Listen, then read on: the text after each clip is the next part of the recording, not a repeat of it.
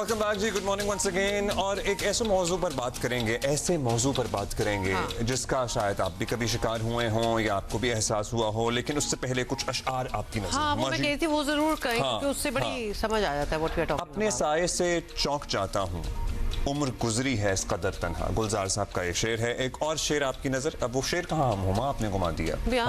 हाँ। कौन तन्हाई का एहसास दिलाता है, मुझे ये भरा शहर भी तन्हा नजर आता है। ये इतना अच्छा नहीं लगा वैसे मुझे। वो पहले वाला ज्यादा अच्छा था। एक और था, एक और था गुलजार साहब का, मैंने निकाल के ढूंढ के रखो। लेकिन ये सुन लें।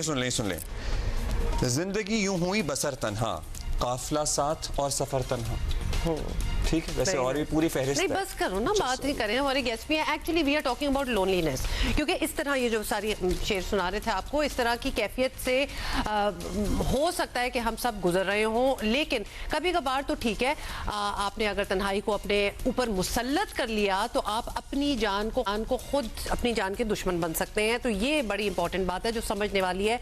आलमी इदारा सेहत ने खबरदार किया है कि तन्हाई ना सिर्फ इंसानी सेहत को बुरी तरह मुतासिर करती है, बल्कि तन्हाई के शिकार अफराद जो हैं वो वक्त से पहले मौत के मुंह में चले जाते हैं। मतलब it's a very serious thing, तो you have to be yes. तो लिहाजा इसके बारे में आज हमने बात करनी है। अब आप सोच रहे होंगे कि आजकल सोशल मीडिया का दौर है, घर बैठे हर शख्स पूरी दुनिया से राब्ते में है, मसरूफियात हैं, मशागिल हैं, अपनी ज़ात के लिए वक्त निकालना मुश्किल हो गया है। ये सब कुछ अपनी जगह है, मगर हकीकत ये भी है कि आज भी हज़ारों लाखों लोगों का मसला लोनलीनेस है, तन्हाई है। आलमी इदारा सेहत की रिपोर्ट के मुताबिक तन्हाई सालाना 8 लाख से ज़्यादा लोगों की जान ले रही है। ये देखिए, ये WHO की रिपोर्ट है, ये हम आपको नहीं बता रहे हैं, हम सिर्फ रिपोर्ट कर रहे हैं। ये उनके फैक्ट्स हैं कि 8 लाख साल में, एक साल में 8 लाख दुनिया भर में लोग सिर्फ अकेले रहने की वजह से मौत के मुंह में चले जाते हैं। अब अकेला रहना है या तन्हाई है, ये भी एक डिफरेंट चीज़ है। Some people choose to be on their own. They like to live there. They flourish when they are on their own. तो लिहाजा तन्हाई एक को बीमारी ना उसको समझा जाए, लेकिन तन्हाई and depression can go hand in hand as well. फिर बात जो है वो बहुत ज्यादा कंपाउंड हो जाती है। दुनिया में हर घंटे 100 अफराद की मौत का सबब बन रही है, अगर इसको देखें हम इस तरह से। अब इस पे जरा बात करते हैं और जाहिर है हम समझने की कोशिश करते हैं। हमारे साथ साइकोथेरेपिस्ट हैं शफा राशिद साहिबा। बहुत शुक्रिया शफा साहिबा। हम पहले तो हम डिफाइन कर लें या आइडेंटिफाई कर लें कि किस शख्स को हम तन्हा कह सकते हैं या किसको नहीं कह सकते। आपकी जो फील्ड है उसमें कोई डेफिनेशन है कि हाँ जी this person would be considered lonely और अलोन और नहीं, क्योंकि हर तन्हा शख्स उदास नहीं होता। जरूरी नहीं है कि हर तन्हाई जो है वो उदासी में जाए। बाज़ लोग सबके बीच में होने के बावजूद भी तन्हा होते हैं। बिल्कुल जी। तो लोनलीनेस की जो एक डेफिनेशन है वो ये है कि जब आपकी अंदरूनी सोशल नीड्स अलग होती हैं और जो आपकी एक्सटर्नली जो सोशल नीड्स आप मीट कर रहे होते हैं उनमें एक गैप पैदा हो जाते हैं। यानी कि अगर you want to connect with people और आपकी एक नीड है कि मैं कुछ शेयर करूं या मैं कोई अपनी दिल की बात किसी के साथ बताऊं या अपने ड्रीम्स शेयर करूं किसी के साथ, वो आपकी अंदरूनी नीड है। और एक्सटर्नली अगर आपको वो नीड नहीं हो पा रही है अपने आसपास के रिलेशनशिप में, तो उसकी वजह से एक लोनलीनेस की फीलिंग पैदा होती है।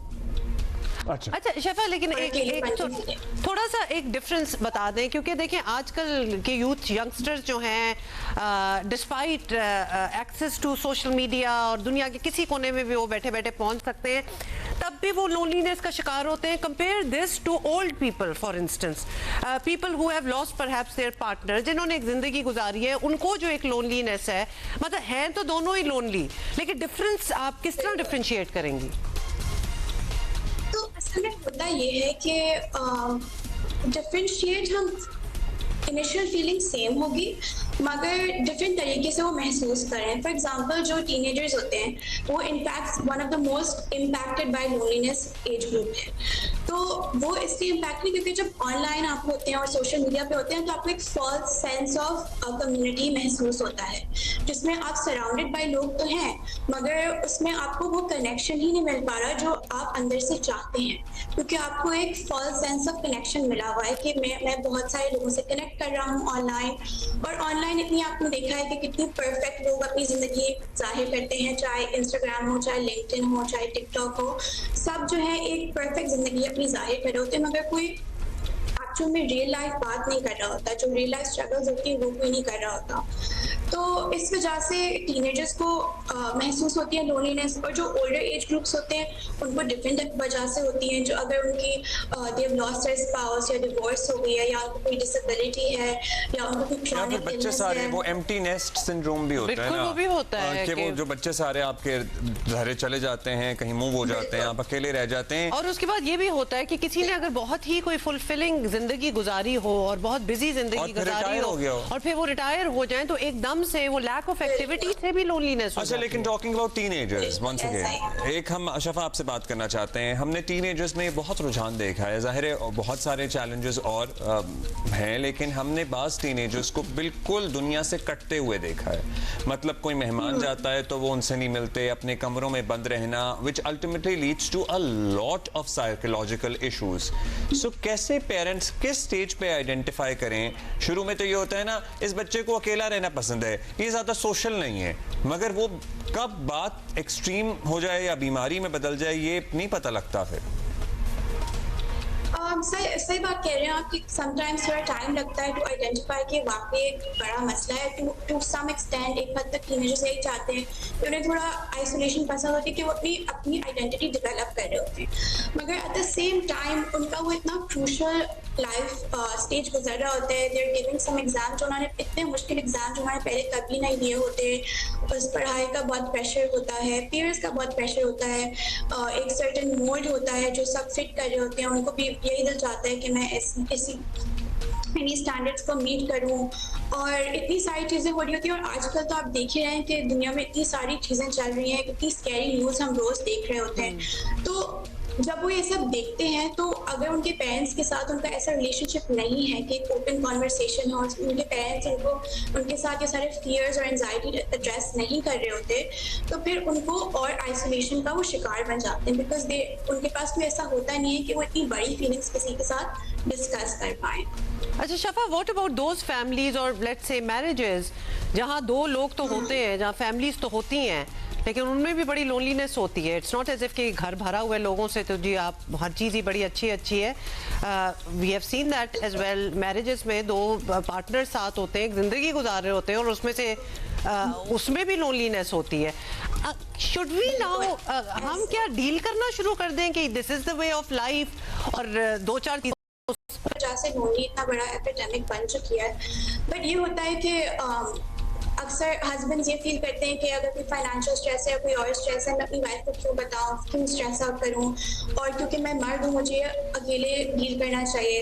और ऑफन वाइफ ऐसा फील करती है जैसे अगर they're dealing with postpartum depression या उनके ऊपर बहुत ज़्यादा घर काम वगैरह का बर्डन है, और अगर वो जॉब करिए तो फिर तो इवन मोर। मगर वो कहती है मैं अपने हस्बैंड को क्यों बताऊँ, क्योंकि वो तो वैसे ही इतने थके हुए आते हैं। और फिर इसी तरह से अगर हम जॉइंट फैमिली सिस्टम में रह रहे हैं तो हम यही सोचते हैं कि हम अपने पेरेंट्स को क्यों बताएं, क्यों हम स्ट्रेस दें उनको। We should be able to deal with this by ourselves. That's right. तो इसकी वजह से हमने एक थोड़ा एक्सेप्ट कर लिया कि हमारे जो रिलेशनशिप्स है वो हमारी अंदरूनी नीड्स को मीट नहीं कर पा रहे। अगर रिलेशनशिप्स भी अंदरूनी नीड को मीट नहीं कर पा रहे तो फिर क्या करें? हाउ इम्पोर्टेंट फ्रेंडशिप्स आर, ये बताइएगा। फिर दोस्त होना कितना जरूरी है? और फिर एक देखें, जैसे वैसे तो आपका अच्छा साल गुजर रहा हो, अगर हम स्कूल के बच्चों की बात करें, कॉलेज के बच्चों की बात करें, फिर वो समर ब्रेक आ जाती है एक बीच में, दोस्तों से नहीं मिल पाते। हाँ, दोस्तों से नहीं मिल पाते, बड़े लोग दोस्त बना नहीं पाते। हाँ, बड़ा मुश्किल हो जाता है।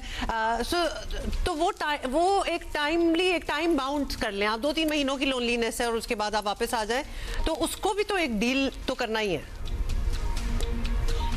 फ्रेंडशिप्स हाँ बहुत हैं इम्पोर्टेंट, और उस दौरान अगर लोनलीनेस फील होती है तो अगर आपके जेन्युइन कनेक्शंस हैं आउटसाइड समर ब्रेक तो फिर आपको लोनलीनेस डेफिनेटली कम फील होती है। मगर अगर आपके कम फ्रेंड्स हैं ऑलरेडी स्कूल में तो फिर ऑब्वियसली आप समर ब्रेक में भी आपके ज़्यादा ओवर थिंकिंग होती है, आप यही सोचते हैं कि मेरे फ्रेंड्स नहीं हैं, फिर वापस स्कूल ईयर स्टार्ट होगा, फिर मेरे फ्रेंड्स नहीं होंगे, मैं ऐसा सपोर्ट नहीं फील करूँगा।